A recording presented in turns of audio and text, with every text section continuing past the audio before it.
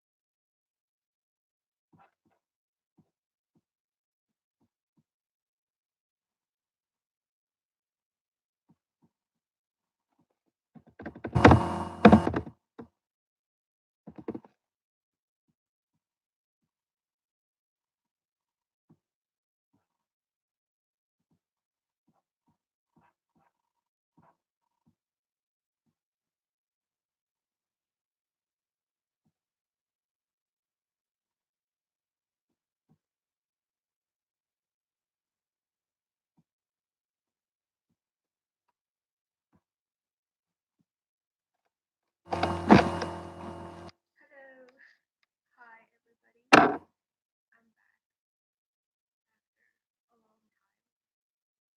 a long time, and I know I've never done a live stream out before because I don't like those kind of things. One, I don't have the patience to watch one myself. Actually, I do, like halfway through, and then I get bored. But and two, I don't like talking for that long, knowing that there's other people listening to me. But since I had not uploaded a video for I think 3 weeks now, I decided that I should do it because I had honestly no idea what to film. I had, you could say, like no opportunities to film something new, and I didn't want to do another one of my audios because I felt that would be too repetitive. And another thing is that I did not, like I didn't send the link anywhere else, and I just thought, okay, well, once I upload this, they'll just probably see this video and then they'll watch it later, like a regular video. So I was like, all right, because I didn't want to like publicize it. Anyways, yeah, so I had a few things in mind that I wanted to talk about because it, like, usually my videos are scripted. Like, I write down what I'm gonna say and then I record it and I put it up because it's easier that way. But I did not write anything down, so you'll probably have to hear a lot of ums and ahs and likes. But yeah, let's just go for it. Okay, so a lot of the things that I think about or write are related to what I'm studying. And thankfully, I'm studying interesting topics or subjects that I am interested in. One of them is sociology. And I guess when you think of sociology, you think, okay, it's about society or social life. It's true that it is about that, but it's about much more, like basic things that you see every single day, and it just shows you in such a detail and broad way. Like for something as simple as family life, they'll show you different aspects of it, and it kind of opens up your mind to different views, different thoughts, and it's pretty interesting. So a lot of my topics these days, or whatever I'm writing, whether it's poetry or just random stuff that I write, because yeah, I feel like writing is a kind of therapy. Um, it's about stuff that I've heard in class or stuff that I've read and I find interesting. And I think a couple of weeks ago, I just had this thought about death. I mean, not in a suicidal way or a creepy way. It was just about, I think we were talking about inheritance or something. And I don't remember, like, basically we were talking about, how, like, when you die, it's best that you have a will written down so that you can, you know, I don't know, have other people to give your wealth to, and you'll create less problems, blah blah blah. So I was thinking, I mean, honestly, in this fast-paced society, we barely think about dying or death because honestly, tell me how many times in a day you think about it because you're just so busy either getting like your school or university or in college or you're doing your job and your thoughts are mostly connected to what you're doing at that present moment or the future, mostly the future. And you never really come to think because honestly, at the end of the day, we all have to die. I mean, it's and like and you can think about whatever it is that we're gonna live once or whatever, but at the end, you have to die, right? So people think. I mean, it's just like kind of thought that if we're gonna die at an old age and we consider ourselves at that stage in our 70s, 80s, maybe. But honestly, there's people who die at young ages as well. Like, do we know when we're gonna die? Like, imagine me at this point. I'm probably thinking about my future and how to do better in life, but or like how to earn more, or you're just so focused on the future, you don't really think about it. What if I died tomorrow? Everything that I'm doing right now, it's gonna be pretty pointless. Yeah, we're so caught up in our own world, we forget about death. Yes, we do. And that's basically what I wanted to talk about, kind of. Not exactly. I put it up on my Instagram story. Um, for all those people who follow my Instagram, they probably saw it. And I asked what we thought about death. A lot of people like you DM me back the replies of the story. A lot of people thought that I was having suicidal thoughts, and they were like, "Are you okay?" Again, it's like the shock, like, out of the blue, somebody asks you, and that's exactly how death will come to you. It will come out of the blue. We won't be expecting it. So just like that, I think that story kind of, yeah, we not only move on. I mean, it's the thing is, people would think that me talking about death is like, we shouldn't become paranoid. We shouldn't be like, okay, we're gonna die, so should we do this? Should we not? Should we spend more money? Should we, like, we shouldn't, because we have to live our lives because of the fact that we don't know when we're gonna die. We should just keep it in mind that either we shouldn't dwell on things for too long. We shouldn't dwell on things for too long. Okay, and if you hear noises in the background, it's probably because there's a movie playing. So, just, yeah, if you can hear anything else other than my voice.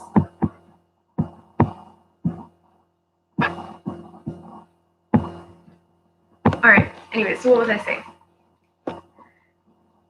Yeah, so we shouldn't really end our lives or stop living our lives basically just because we start thinking about death. Yes, people are like, there is like a sort of a paranoia that comes with it. I'm not saying that we should think about it every single day, but it's good that once in a while, when you think you're getting too caught up with things, you should stop and remind yourself that what I'm doing, is it really worth it? Is it really gonna get me somewhere? Is it worth spending so much time on? Because time is money, and like, time is precious to us because, again, it can end any time. So we shouldn't waste it on things that don't deserve our time.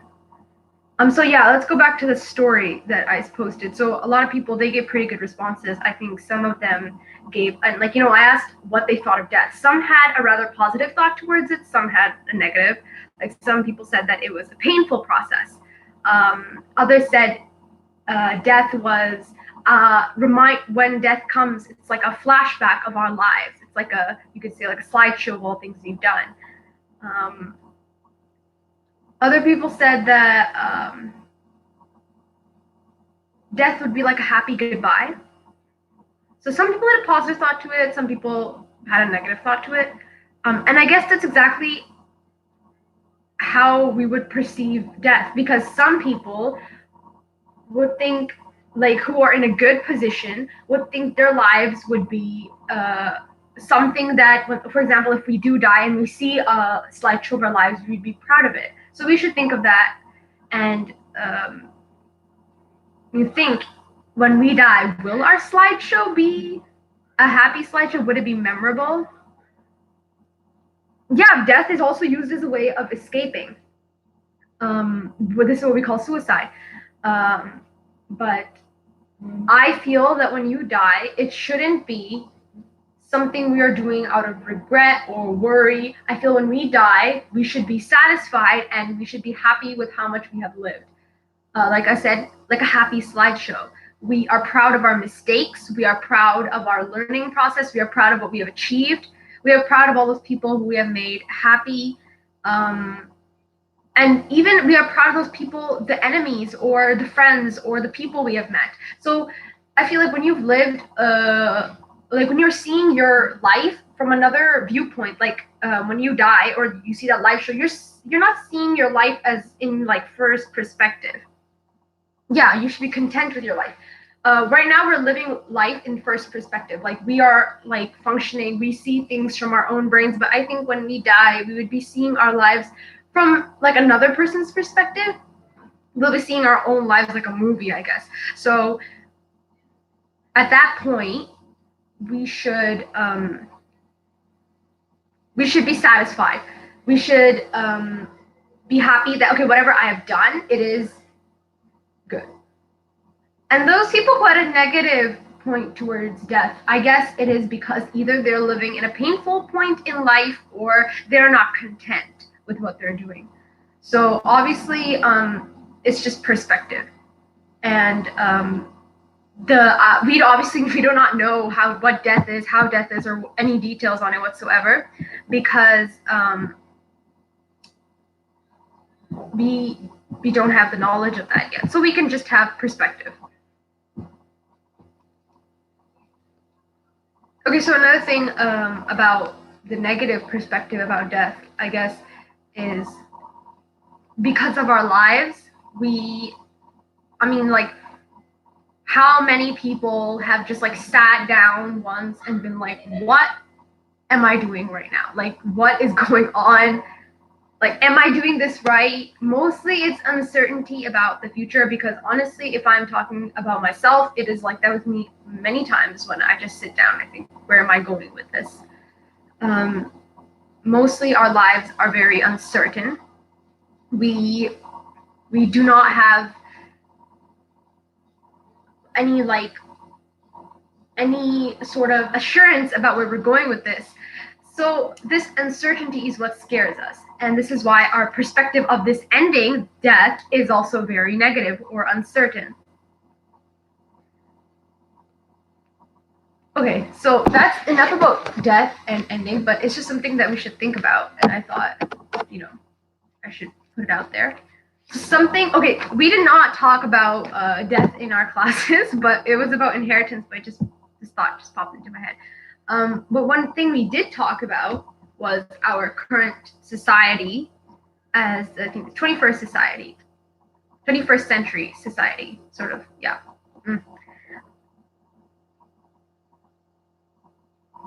It was this example that our teacher gave us. This author, I don't remember his name. He's a Scottish author, very famous Scottish author. And he was asked by a man, he was asked that he wanted to write a book basically on 20th century literature. Basically, 20th century is what we'd call like the 19s. So he wanted to write a book on the 20th century literature, and he asked the author for advice. And this author said, okay, before you start writing, you should put up a banner that says the word lonely in bold capital letters, and then start writing. So what does that mean? Basically, our century, or the previous century, you could say, but it is also relevant for our century. We are lonely. And this is not only in the perspective that we think of the word lonely as in being alone. Yes, you might be like, okay, I'm not alone. I have friends. I am not a loner. I have family. But it's not really meant in that way. We are socially alone because that is what is considered acceptable or socially right, and even economically. What I mean by this is, okay, this is going to go a little bit really back in history, but industrialization is probably a term that you probably have heard of. when industrialization came to, I mean, honestly, in sociology, you realize that industrialization has such a huge impact, not only on England, but on the entire world, on the social structure of humanity. And it's sometimes surprises me so much when I study this. But for industrialization to be possible, um, individuality was developed. People being independent, so that they could work in factories at that time. That's what it was. So people were kind of educated, I could say, were brought up in that way, that they were taught to be individual. But now, of course, it's not just the industrial society, it's the post-industrial society, like after industrialization. And this has got a massive effect on us because we remain in our own bubble. Like, even if we're in our, like, before there were many, many families living together, now we're just like a single family. But even when we're living with our parents or our siblings, we are so, you could say, alone, or we're just so detached from everything else. Like, if somebody else comes to our house and starts commenting on our behavior or something in our home, we will get extremely offended. We'll be like, well, who are they to speak about us in that way? Like, they should mind their own business. Like, my teacher used this sentence, that we're all living in our own hells, and when somebody else interrupts or intrudes, we say they should go back to their own hell and we want to live in our own. So that's, I think that's like a perfect way to describe our situation. Like, we're living in our own hell. Like, whatever problems, whatever situations we're going through, we just want to do it on our own. While in the old days, like, you'd say, my problem is your problem, and their problem is also our problem. Like, they'd be sharing everything, their thoughts, their struggles, their behavior. But now we are just so, it's not exactly self-centered, but we want to be dealing with things on our own. So this was something that I also, again, thought a lot about, because you might think that we are quite social, or you could say, popular, or even like we surround ourselves with many people, you're socially friendly, but we have made ourselves that way. And of course, it's not exactly a bad thing, because in the developing world, it's actually a good thing. But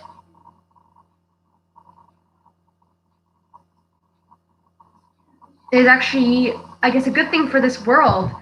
But it's had a negative effect on humans in some aspects. Society actually is the word. I think you cannot really blame it on anything. It's just this change. Invisible force actually is the best word to describe it. It's an invisible force that has more power over anything, I guess, or anyone. And whoever controls society, well, they control everything. Mostly these are like political figures, governments, media. Media, I think, at this current day and age has the biggest influence on society. And those things that control society can control everything, because we follow society. Whatever is taught to be right, whatever is shown to be right, we do it. So yeah, like, for example, if the media controls society, whatever they will show us that way, we will think of it to be correct. Yes, the future is something you could think about at this point, because right now it's like this, what we see. But in the future, you will wonder who will take control, or will everything be in control of the media? I mean, obviously, you shouldn't ponder on these things too much, because the future will come, and we will see it with our own two eyes, hopefully, if we are living that long. But yeah, so what we can talk about is the past and what we're seeing right now, the present. So a lot of the time, these interesting topics do come up with in front of us. Something else, which you could say loneliness has triggered, is you could say patience level. We are extremely irritable, you could say. We do not tolerate anything anymore. This is pretty much because of society, also because of what we've been taught. We've been taught immediate demands. this goes on from our education system from day one. We demand to see results immediately. When we are giving tests, we get their grades right away, whether we're doing good or bad, whether we'll proceed on to the next class. These things are given to us immediately. Our we see our what you can say results immediately. So we expect that we succeed immediately. We expect that our results will be given to us right away. Where that children in the past, they were not considered children as we consider children nowadays. They were considered as young adults, little adults. So excuse me for a minute.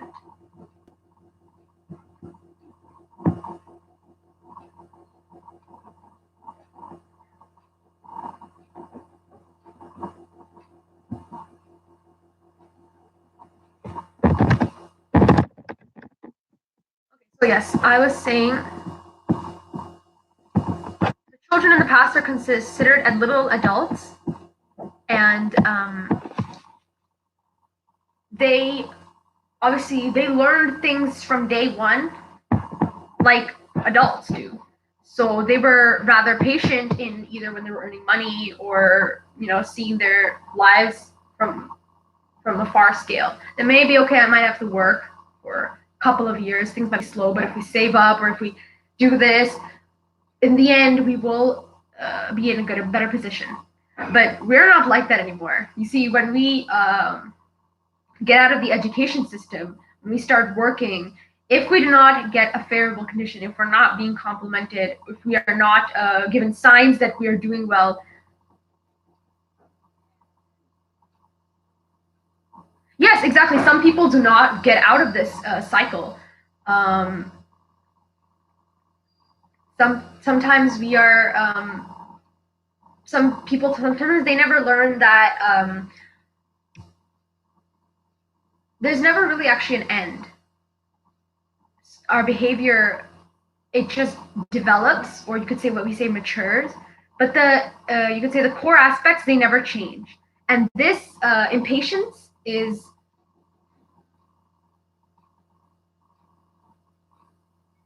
yes, this impatience is something that never changes. It might mature a bit, like when we were younger, our patience span was much less. We'd start throwing tantrums, and now we start. But honestly, our patience level is so much less compared to the old time. This is also has several negative effects. People changing jobs quickly because they're not seeing the positive aspects. Divorces is also a big, you could say, after effect of this, because obviously if this person that we're living with is not cooperating, not listening, we're not going to be patient. We're really not dealing with this. So yeah, I mean, and another fact, it also has a positive effect because our society or our children are more observant. Like, we are taught to plan everything. We are taught to evaluate. Like, I do this action, the consequence will be this, so should I do it, should I not do it? Or if I'm doing this thing for this much time, I am this will happen, or this is what I'll get out of it. This evaluation skill is something that is developed through this. We become extremely cautious, I guess. Again, this is also good and bad. Everything in life has good and bad. I think personally, unless you have these certain beliefs or certain rules set, I think otherwise everything else that happens in our lives is always good and bad, and we can never deem something bad or good. So whenever I talk about something, I always give it positive and negative because I'm not saying that our impatientness is bad or it's good, because it's a little bit of both. As anything that we do in our lives, any quality that we develop, it will always have something good out of it, something bad out of it. So impatientness is also one thing. Another thing that has developed with us over time is creativity and individuality, like I mentioned before. Even little kids, kids as young as 4 or 5, know who they are, what they like, what they don't like, and they're going to stand up for it. This is something that was not seen in the previous century or the century before that. Children, like I said, did not have this sort of voice or this sort of identity for themselves. But now we do. And obviously, by the time we get to our young adult age, we pretty much are set of, we have like figured out, or we think we know who we are. Like we, during the time when we're discovering ourselves, we develop hobbies based on our interests. We set up like these invisible rules on things based on things that we like and dislike. Like this can be on small things like food preferences. Like, I'm like, okay, I don't like broccoli, so you're not going to eat broccoli. And if anyone serves you broccoli, you're going to decline politely. Or it can go into big things like our belief system, I guess, or what we perceive or what we see as a good life. Like everyone has their own visionary on what they think is a good life. So it's such a big opinion, or like our ideal types, people who we think we will go well with. This can be on the basis of how we make friendships or life partners. So these preferences, they weren't there before, or people didn't think of them as important, but now we do, because even when we go for our job interviews, they ask us, why do you think you're suitable for this job? They ask for your opinion, what you think of yourself, how capable you think you are. So we've become so individualized. We think of ourselves and we sort of break ourselves down into this little, like, we could say, like word webs of ways I'm describing it. Like, for example, I will take myself, and then I guess if you guys want to, you can tell what you think is something that would describe yourself. Obviously, the words are endless, and sometimes when somebody asks me, okay, tell me about yourself, I'll go blank and I'll be like, what? But one thing I love is video editing. So whenever I think about video editing, and if somebody asks, what is your plans for the future? I say, I want to do something related to this because I'm confident about it. I know what I'm doing, I think. And it's something that I've got set in my head. Then I've got my preferences for my kind of dressing. Like, I prefer dressing comfortably, and it has to be like presentable, stylish, but comfortable. So I'm going to shop in this certain manner. If somebody gives me something, or I see something that is away from my idealized clothes choice, I will reject it immediately, and I won't be afraid to say that I don't like this. Let's take another example. Something, if you guys want to, you guys can write down some things that you strongly think of is your personality, and you would not like deviate from.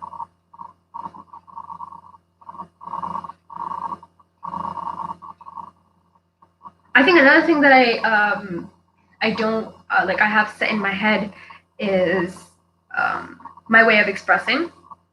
I can't say I'm that talented. Like, there's people who can do so many things and they can like express themselves in so many ways, but I usually use my writing or my art as a way of expressing. I'm not that very good at art, so that kind of comes a second to my writing. So I love hearing opinions about it, because it's, again, these sort of things are perspective related to people. They perceive my writing in another way, and they connect it with themselves. See, again, when you see a work of art, when you read a poem, when you see like a painting, you will perceive it in a way that it relates with you. Like, for example, if you read something on social media, people write poetry in this vague manner so that people can relate to it in their own ways. You might be thinking of something else, like chocolate. Another person could be thinking of a forgotten lover. It is all based on perspective. So, but one thing I do not like is when somebody looks at my writing and says, this does not seem right. This makes no sense. I obviously, this also, like, I do not like conflict with my work, and I think it's like that with everybody. When you have something you think strongly about, opinions, you do not like it when people say it's wrong, because there is no wrong in people's opinions. Everybody is right in their own way, because everyone's brains work differently.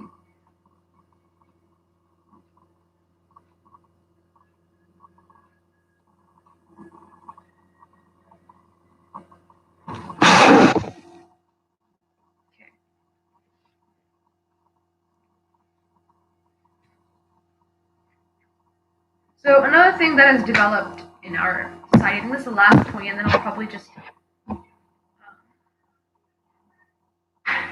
probably end this off. The last thing is that I want to talk about was competition.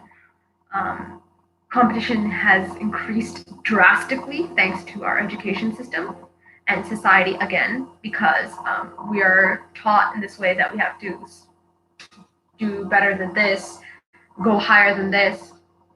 We are given like these sort of, you could say, these like these milestones of achievements, and you have to be better than this or this person, this thing to do better in life. So from day one, we're taught about competition. We're taught about being at the top, and this can again is a good and bad thing. Striving for something and striving to the end point and never giving up and knowing your how far you have to go is important. But again, you cannot let this competition take all your humility away, all your, like, you could say, your beliefs or what is considered right and wrong away. Like competition, yes, competition can sometimes take it to such an extent that we're like, okay, you have to get this no matter what.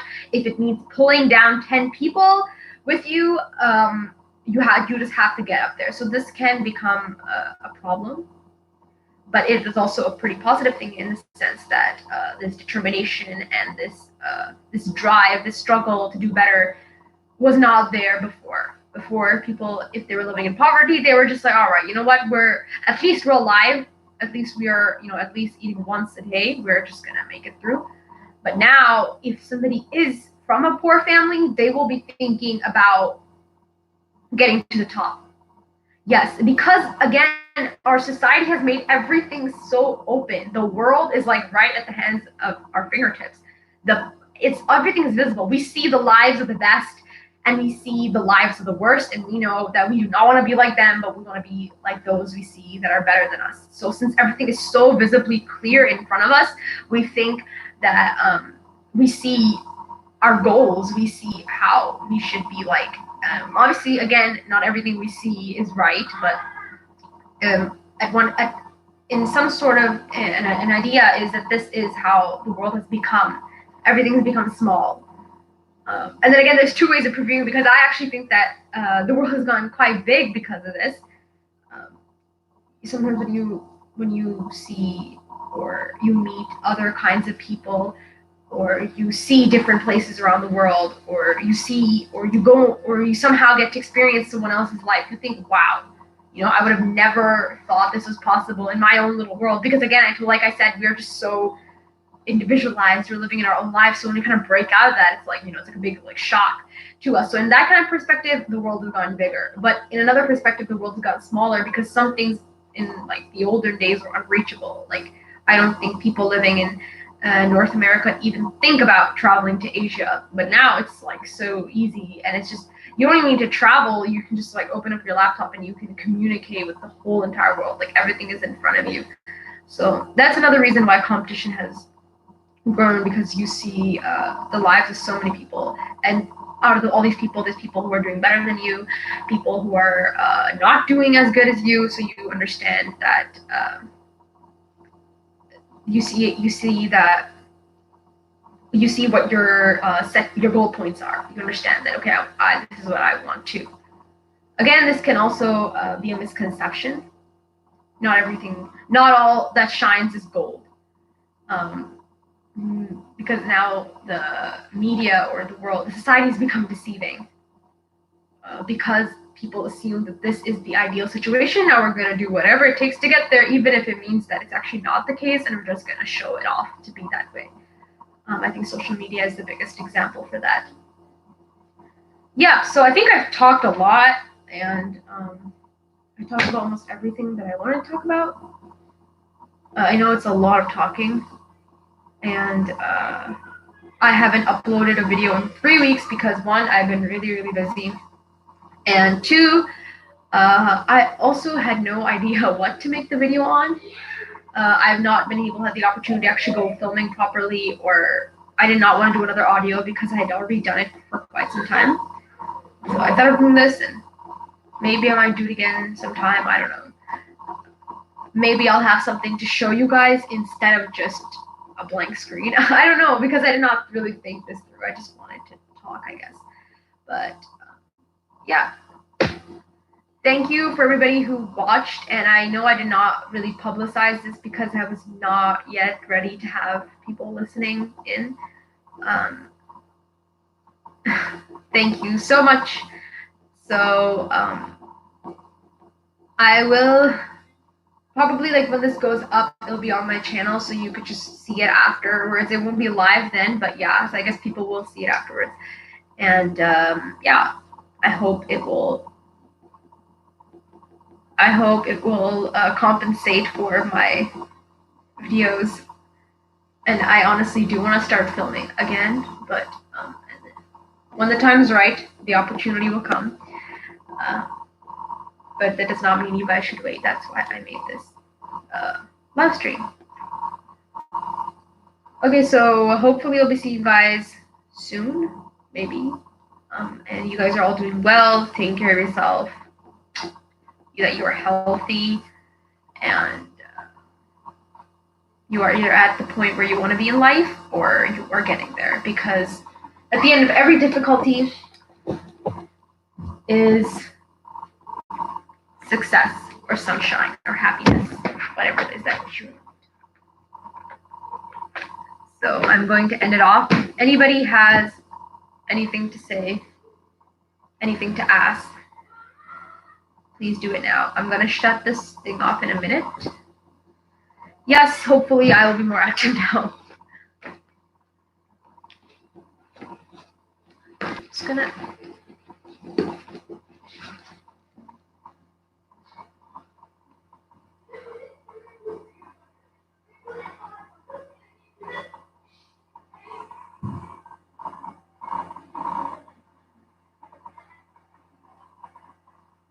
Okay, so I'm going to shut off the live stream.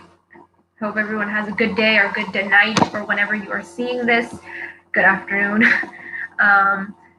And this is my in between signing out.